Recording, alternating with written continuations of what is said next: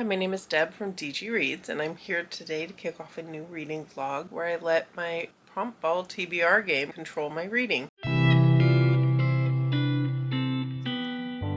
So for September, because of Magical Readathon and because I had so much going on, I did not use my TBR game PromptBall to pick any of my TBR reads. So I figured this would be the perfect time to do a second installment of my reading challenge where I just pull prompts and I have to pick a book in the moment and actually read it. And I'm a little nervous because my TBR this month is so busy, but I'm hopeful that maybe I can fit a couple Magical Readathon books into some of the prompts, or just get in some good mood reading with some of these prompts as well. If you're not familiar, basically PromptBall is just a gumball machine full of little plastic gumballs that have reading prompts inside them. Pretty simple as a concept. I use prompts that have been given to me, ones I've borrowed from other TBR games. I have prompts that have been given to me by different reading challenges, and I have a mix in here of really easy ones. I mean, there's ones like mood read or read an audiobook. And then there are some that are ultra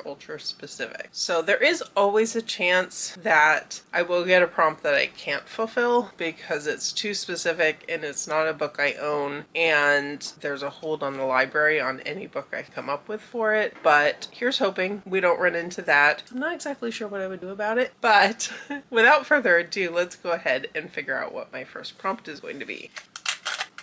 Running out of quarters here.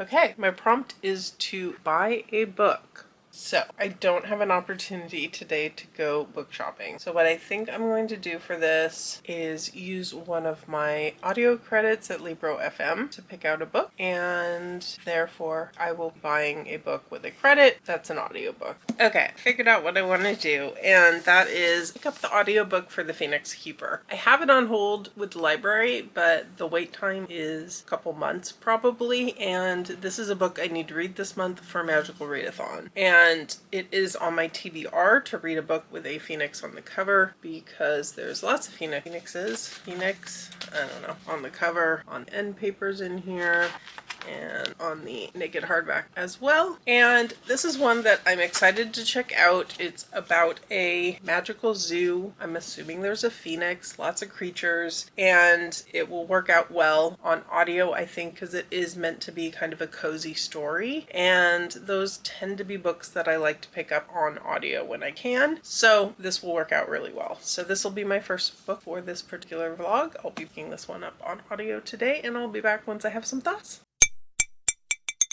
As planned, I picked up The Phoenix Keeper from Libro FM, and I made a good start on it today while I was at work. So I'm here with my initial thoughts. I'd say I'm around 40%, give or take a little bit, but it was a good stopping point. I was standing in front of the camera anyway, so here I am. And so far I would say it's going okay. I think it's about what I kind of expected of it, being branded as a cozy fantasy along the lines of TJ Klune and Travis Baltree. I think it is doing cozy well. It's a great fantastical world. We're following a phoenix keeper at a well-known zoo, and she loves her job. She loves working with all these mythical creatures and their magic, and they can frustrate her, they can cause her problems, but she really loves them and she loves her job. Phoenix keeping is very complicated on many levels, but one of the main concerns is that the breeding programs really don't work at the various zoos. And one at one of the neighboring zoos that everyone had high hopes for has been sabotaged. And now she has the opportunity to potentially bring in a mate for the phoenix that her zoo has. And this is her dream, to be able to provide her phoenix with a mate, to have baby phoenix born, and everything that she has hopes for will come to pass. Of course, nothing goes smoothly.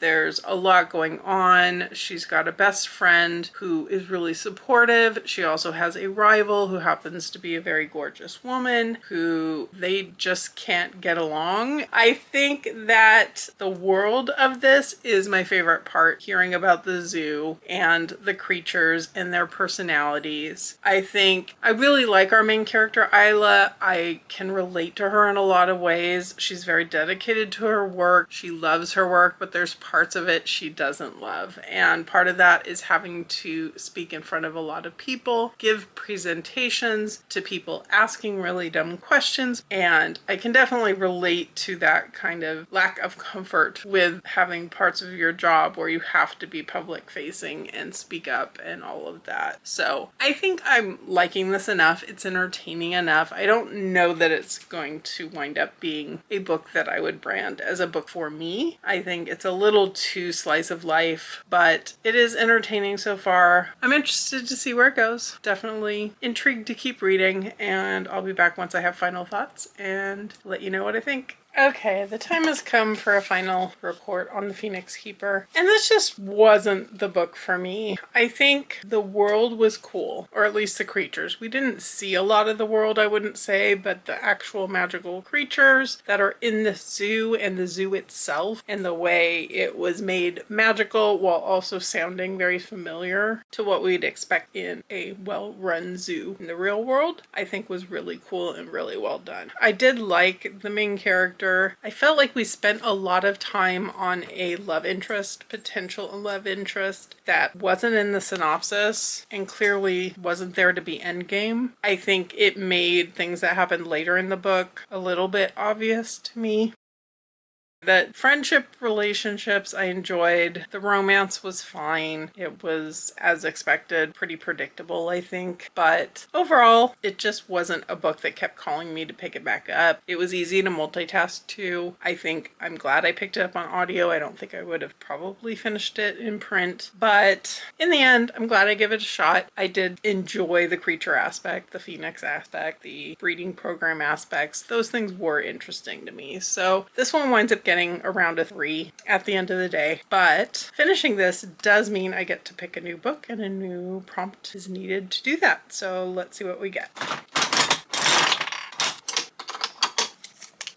A book that features the ocean. So I have a couple ideas. Give me a second and I will let you know what they are. Okay, that was actually pretty easy to narrow down. I'm going to wind up picking up Lady Killer by Catherine Wood. This was a gifted book from Bantam and Random House, and it is the September book pick for the Lights Out Book Club, which is run by Sav at Riveting Reads. And I will have all of that linked down below, but they have a discussion planned for this one on the 28th of September. And since it's a book that I own, I always like to try to join in when I see a book club that I follow, reading a book that's actually on my shelves. So I've been wanting to hopefully get that in this month. This one is following a young woman who finds out that her best friend went disappearing in the Greek Isles, and she heads out to find her using a manuscript that was left behind. That's all I really know about it, but it's Greek islands, which means it's surrounded by water, and the cover certainly says blue sky, blue waters. So this works perfectly for this prompt. And I should also mention this one is one of the book prompts for the 52 book club. That's the 52 BC on there means. So this will be my next thriller read, and I'm excited for this one. I'm excited to check out what this is all about. I think maybe a thriller after a not so super thrilling fantasy is just what I needed. And now Kylie's growling behind you at the neighbors out the window, so I guess that means I better get to reading and stop filming.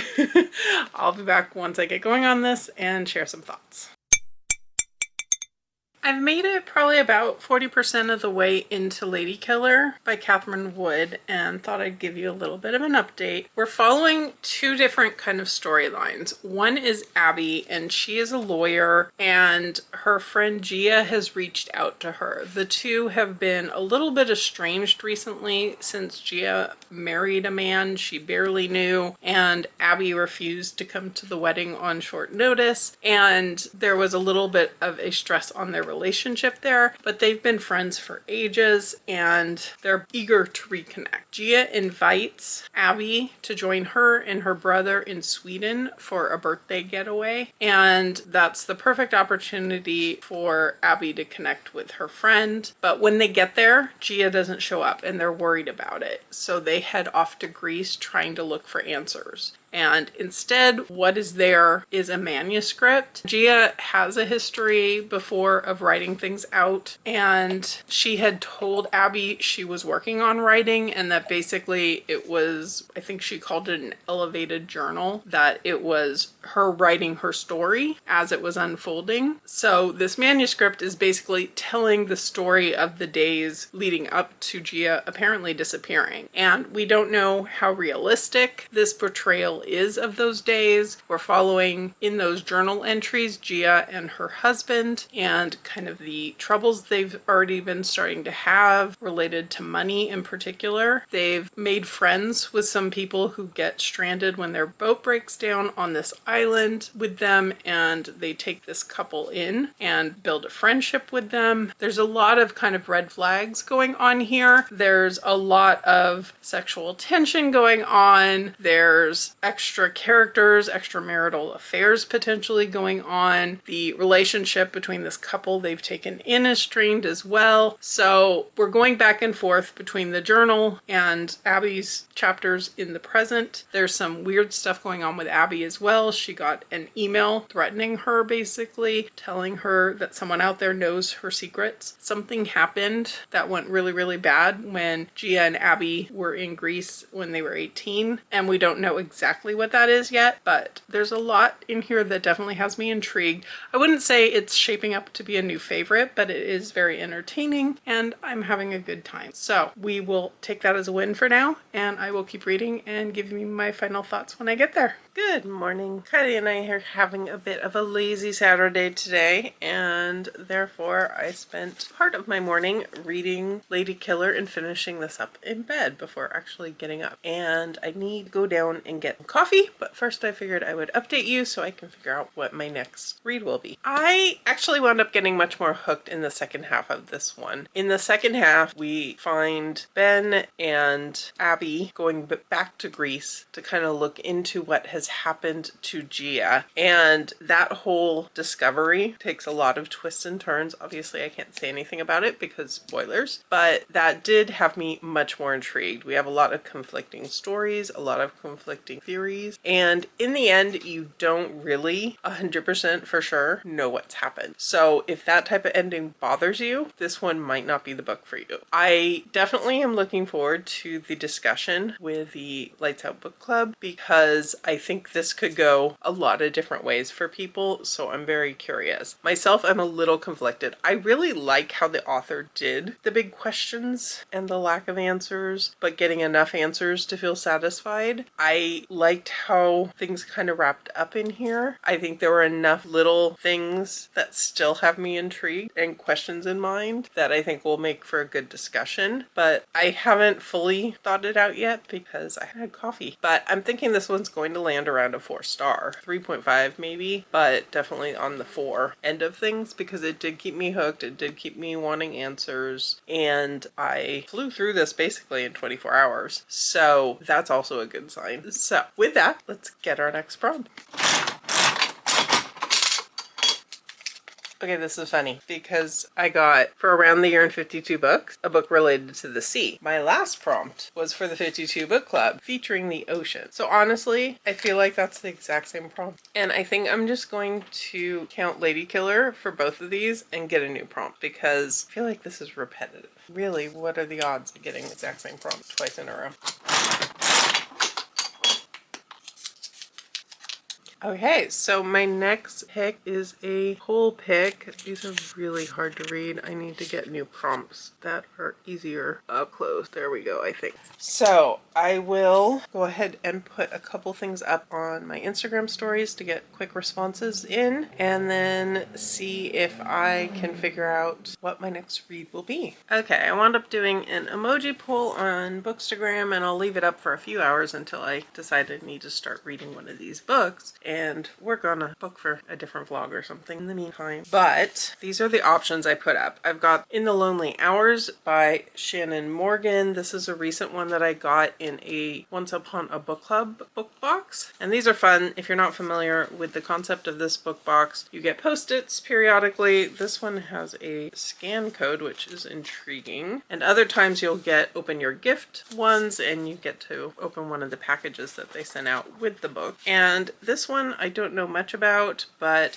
it has a castle on the cover. Based on the synopsis, it calls it a castle. It's set in Scotland and Mondrel Castle. And it says it's a melancholy, thrillingly modern ghost story for readers of Eve Chase, Megan Shepherd, and Lisa Jewell. The new inhabitants of a centuries-old castle perched on a remote island in northwest Scotland must confront its tragic and terrifying history. I've heard nothing about this one, so I don't know much about it, but castle on a cover is one of the bonus prompts I could go for Magical Readathon, and opening books from the subscription are always fun to get gifts. So for that one, I used a castle emoji. And then I have a nonfiction, which is Seek How Curiosity Can Transform Your Life and Change the World by Scott Shigoka. No, that's wrong. But this one I picked with the World Wide Web emoji because for Magical Readathon, one of the bonus prompts I could go for is to use a random emoji, and that is the emoji that I got for that. So I could squeeze in some nonfiction reading. And then I put on Incidents Around the House by Josh Mellerman with a bunny emoji because there's a stuffed bunny on the cover. And this one, we're following the perspective of a child. They live with their parents, but there's also other mommy who keeps asking to be let in.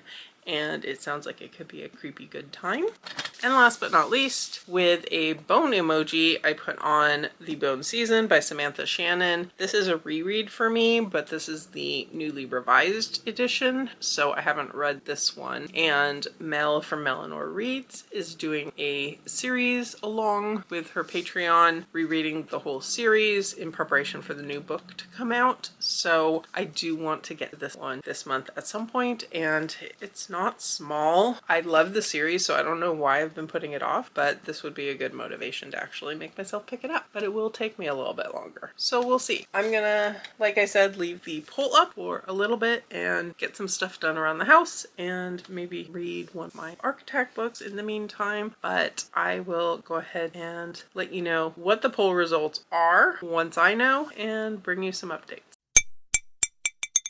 I'm back because The Bone Season won the poll on my Bookstagram stories, and I am now halfway through. I flew through the first half yesterday, and I'm having a great time rereading this one. It's a hard book to talk about because it takes a very abrupt change in the venue and the storyline about 40 pages in, but this is set in a world where being clairvoyant is illegal. There's a group called Scion, which basically controls everything in this world, and they are always on the lookout for people with psychic powers. They arrest those people, they execute those people, and occasionally they employ them to hunt down their own kind. And we're following Paige, who is one of these people. Paige is a very unique type of clairvoyant. She's a dream walker. She can sense people's dreamscapes. She can reach out to them, and this puts her in the focus of her boss and also the people who are looking for her kind. So that's about all I can say really about this book because it does take such a sudden turn. I have read books 1 through 4 plus the prequel in this series and have really enjoyed all of them. I very quickly settled back into reading this, and like I said, I flew through the first half. This is the revised edition, the 10th anniversary one, and it has been rewritten. I actually had the audiobook for the original version, and I tried kind of listening to that as I was reading this one side by side just to see how much it had changed, and the changes are pretty significant. I don't think in terms of story there's a ton of change in terms of plot, but the writing itself very quickly diverges. It starts very similarly. The first chapter has the same title on it. After that, none of the chapters have the same title, and the language really does start changing pretty quickly. Like, I could not keep listening to that audio and reading along here like I can sometimes if a book has just been very minorly updated. So from what I've read, the author Samantha Shannon has said this was to kind of bolster the role of women in here and just to make the writing better because this was a debut. So I do think the writing is good. I'm enjoying it. Like I said, I haven't noticed any really significant changes to the story. I did a little bit of research online and found a few comments about things that had changed, and there are things I think I may or may not have even noticed, but I am really having a good time with this one. It is a buddy read that we're doing as part of Eleanor Reads Patreon. I think I mentioned that already, but I've already ordered the second book to reread that one next month, so I'm excited for that as well. So I'm going to keep reading in this. I don't know that there's a ton I'm going to be able to tell you by the end of this one just because it is a reread, but I will share my final thoughts when I get there.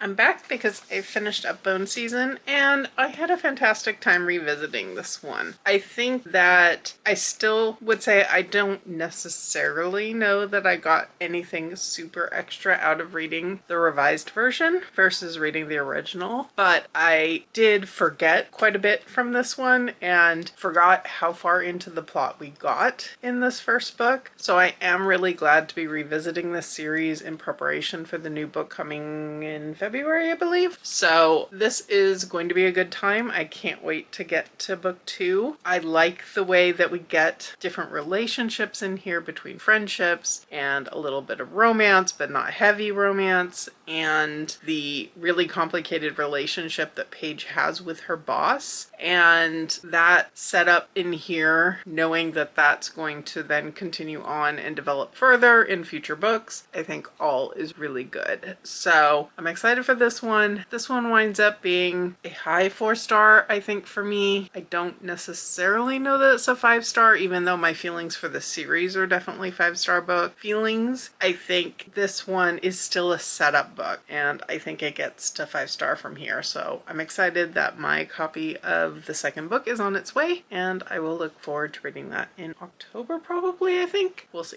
But I do need to pick out a new book. All right. Promptus. This is the week of duplicates because I just got another poll pick and I don't want to do another poll pick. So we're not doing duplicates this week. We are pulling duplicates. We're not doing duplicates. So let's see what else we get. Prompt take 2. Oh, okay. We have our next Libby hold. So the next book that I get offered on Libby that I can reasonably actually read, I think we can make this work. So checking Libby, I've got a couple options that are ready to borrow. The Blighted Stars by Megan O'Keefe, I think is the first book in a series. I could be wrong. I know I've got the hold on the entire series, but this is an ebook and we're heading into the week where I really need an audiobook. So I'm gonna say no to that one. And then I've got Sing Me to Sleep by Gabby Burton. This is from a book box, either Fairy Loot or Illumicrate, and one I've been putting off, so that would be a good one to do. I've got The Funeral Ladies of Ellery County by Claire Swinarski, and this is one I got a physical copy from the publishers. I think it's probably literary fiction, maybe? Contemporary fiction of some sort? Not sure. And then I've got The Beast You Are by Paul Tremblay, and that would be a horror. I don't know much about that one. I think I have the physical copy around here. And then I have a BBC production of The Day of the Triffids. This is only 3 hours and the book is rather long, so it has to be an abridged version, so I don't think I'm going to go for that one. I think what I'm going to do is go ahead and pick up Sing Me to Sleep. So let me grab that and I'll be right back. Alright, so Sing Me to Sleep by Gabby Burton. I have this really, really pretty Fairy Loot edition. Also going back to our prompts at the beginning of this, where we had 2 prompts in a row related to the ocean, I think this one fits in as well. So apparently we had a theme this week without even knowing it. This was from June 2023, so it is one I definitely need to get to. if I don't ruin it. We've got more ocean on the inside and naked hardcover, very pretty as well. Don't remember really what this is, so let's see. Ceres, I'm sure I'm saying that wrong, survives on secrets. As the last siren in her kingdom, she can sing any man to an early grave, but her very existence is illegal and her true identity were ever discovered, it would be her life on the line. So this is one I've been hoping to get to. I will be back once I have some thoughts on it, and we will see. Words sing, songs kill, according to the front. And on the back it says, a duty to protect, a desire to kill, an impossible love. So this sounds like it'll work well. Also for the romance readathon that I'm participating in this month, I am contributing all of my books to that as well. And having some Kylie, she's emphasizing the fact that we have enemies to lovers as a trope for that readathon. I don't know. Don't ask me. It's late. It's Sunday. My brain's a little mushed. So I'm gonna find out what she's barking about. I'm gonna start reading this one and I'll let you know once I have some initial thoughts.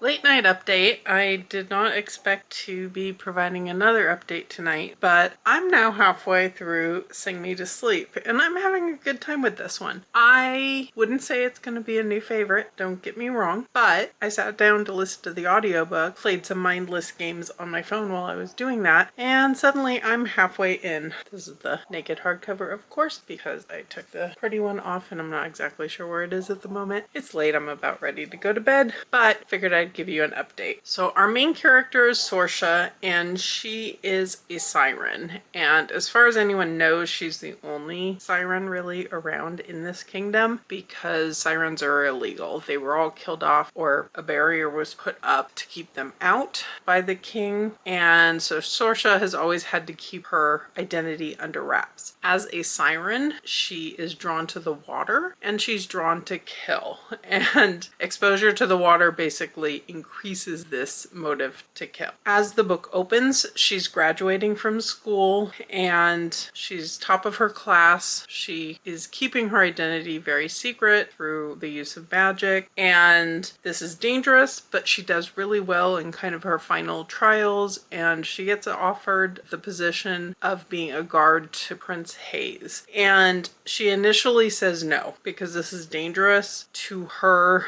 identity, to her keeping a secret. Being exposed to the king and the prince who have put all these restrictions on magical beings like herself is dangerous. But her little sister, who is her number one priority in life, gets a message put in her bag at this graduation ceremony, basically blackmailing Sorsha because somebody knows her identity and she needs to go ahead and take the job at the palace and become a spy, basically. So she goes in expecting not to like Prince Hayes. He obviously immediately has some interest in her. The fact that she initially turned the job down, the fact that she was bold enough to ask for it back, and the fact that she really talks back to him and doesn't kind of entirely bow down to him the way he's used to, has his interest piqued. So we fairly quickly find out that Sorsha has a side business kind of as a contract killer, and from the synopsis, I don't feel like it's a spoiler, we do find out that she has killed someone that the prince then tasks her to investigate the murder. So it's very intriguing. I'm very curious to see how this is going to turn around. I'm assuming from what I've seen, the push with this is enemies to lovers, which is great for the romance readathon that I am participating in because that's one of our team's tropes. But it's not your typical enemies to lovers, I wouldn't say. He certainly doesn't feel like there's any animosity between them. Of course, he doesn't know what she is. If he did know, then that animosity would be there. She definitely has negative feelings towards him and his father going into things, but she's quickly realizing he's not that bad, or at least there's some appealing things about him. That said, the fact that she's killed this person person that he knows, assuming this is heading the direction that this is going to turn into a romance. Very curious how the author's gonna turn this around and make this okay. So I am intrigued. I'm having a fun time with it. I think there's some fun banter between them. I like the fact that she's pushing back against him and the fact that he's not overly using his position of power over her. She keeps asking him, are you ordering me to answer your question, and things like that, and generally speaking he's saying no, I'm not gonna push you, I'm trying to get to know you. So I do like that dynamic, and I do look forward to keeping going on this. I thought this was going to take me longer, quite frankly. I didn't think I'd get halfway through it this evening. So I do anticipate I should be able to finish this up tomorrow, which probably means I can get one more book into this vlog, which will be fun. So that's where I'm at with this, and I'll give you my final thoughts once I get there. Okay, I'm back because I did finish Sing Me to Sleep. I actually wound up reading a little bit more of it last night and finishing it off this morning first thing, and unintentionally planned my outfit to match it. This is one I really enjoyed. It's not the best thing I ever read. It had definitely plot conveniences going on, but it was fun. So it's getting a good solid 4-star for me. I think I had mentioned I was worried about the whole thing where she killed someone he cared about and whether that would be glossed over. And yes and no. I think it's discussed. It comes up as a discussion. So I really appreciated that they do address it, that they care about each other, but there's this big thing kind of looming over their relationship, I guess you could say. Her being a siren and that being illegal is not magically fixed by the end of this book. It is a duology, so there's more room for things to change going forward. This did a pretty good job also of feeling like a book that came to a resolution while still very much leaving things open for book 2. If book 2 had been available at my library to grab real quick, I might have even just launched myself into that one. But it's not. It has a wait, but it is now on hold. I just realized that I'm getting so many sirens here. There's a siren in this book. Different sirens, but the timing makes me chuckle a bit. Hopefully you're not hearing too much of the background noise. I liked the fact that we get discussions in here about Sorsha's assumptions about herself as a siren and her desire to kill and her protective nature over her sister, and that some of those things do get challenged as the book goes on. There's some twists, there's some people who we think are trustworthy who maybe aren't, and those kept me wondering as well. So this was just a really good time, and I do look forward to reading the second book. But for now, we do need to pick one more prompt, I think, for this vlog. So let's do that. It's getting dark in here, and I don't want to turn the lights on, so let's hustle.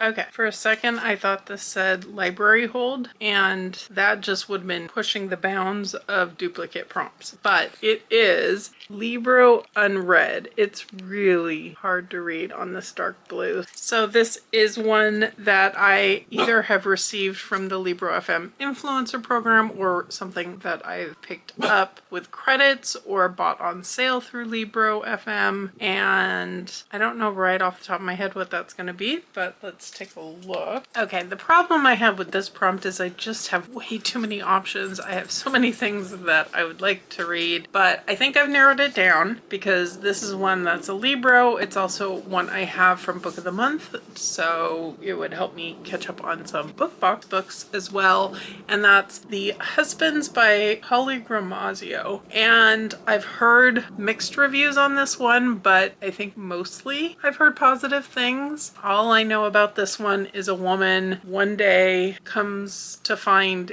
a husband, and she hasn't been married, and the husband goes up to the attic, and when he comes back he's a different husband, and everything in her life has changed. It sounds weird, it sounds fun, and I own it. I have the audiobook for it, so I think it'll be actually a quick read, and I'm looking forward to finding out more about it, and I'll let you know once I do.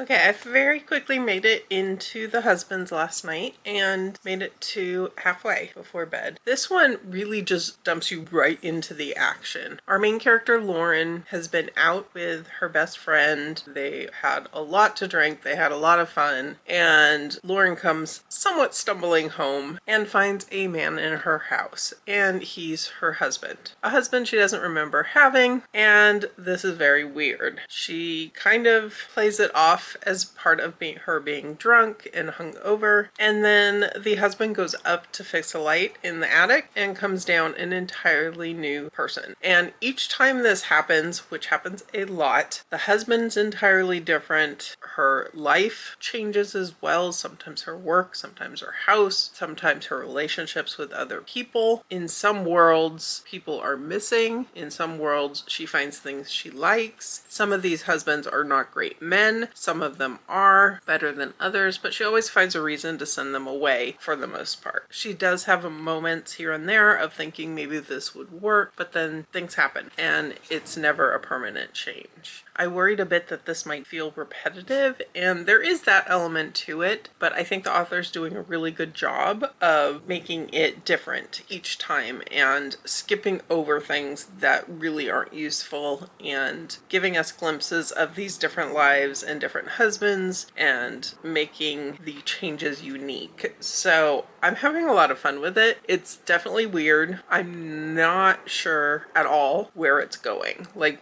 what is the point of this going to wind up being? How is it going to wind up changing at some point? Is it just her self-discovery, or is the idea for her to eventually find a husband, find love, find a permanent situation? I don't know. So I'm very curious to find out, but I'm having a really good time with it. I suspect I'll be able to read the second half of this really quickly today, so I should be back with final thoughts pretty soon. Okay, time for my final update for this vlog with the husbands. And overall, generally, this was a book I enjoyed. I'm not 100% sure how I feel about the ending, but it's one of those books that I was very confused as to how this could possibly end the entire time. So I think I generally like the ending and the way it concluded. It goes to some really silly places. It's obviously on the premise alone just a weird book, but it was entertaining. The audiobook, since this was my Libro FM prompt, was good. I enjoyed consuming this by audio, and I'm glad that I picked it up. This is a debut novel, and therefore obviously not an author I've read before, but I would be very interested to pick up more from them in the future, so I will be keeping an eye out for that. I think the characters in this were well done. I think character growth of the characters that we see long enough to see growth was well done as well. Obviously, there's a lot of characters, husband-wise, that come in and out, but we do get to see some of the side characters come up more than once. So that gave some kind of familiarity, even as we were constantly being thrown new twists and new settings and new husbands. This was a lot of fun, as was this vlog. I think this one went pretty well. It got me to read a highly anticipated reread with the Bone Season. It got me to a book club book with Lady Killer. Phoenix Keeper, not one that really I think will resonate with me for long, but it is one I had to get done for Magical Readathon, so that was a success as well. And Sing Me to Sleep was another surprise win along with this one. So this is only my second installment of turning my TBR game into an actual kind of week-long challenge, so I definitely want to do more of this in the future. Let me know in the comments below, do you have any prompts that I should be adding to my PromptBall machine? I do definitely want to reprint some of the ones that I already have onto paper that's a little easier to read, and I might as well throw some extra prompts in while I'm at it. The TBR game itself, in terms of its initial purpose of helping me pick a TBR, I don't know that I'm necessarily going to use it for October, just because there's so many readathons and so much spooky reading in particular I want to get to that the prompts may or may not exactly line up with, but it certainly will be back very soon, and I will be doing another one of these vlogs at some point in the not too distant future as well, because I just have a lot of fun and extra motivation with the idea of picking a prompt and having to pick a book and read it right away. If you liked this video, I would really appreciate it if you could hit that like button below and subscribe if you're interested in more of my content, more of my book reviews, more of these types of vlogs and other things. And if you've made it this far and you don't have anything to comment, why don't you leave me a ladder emoji for the husbands? And with that, I will leave you here and catch you real soon in a new video.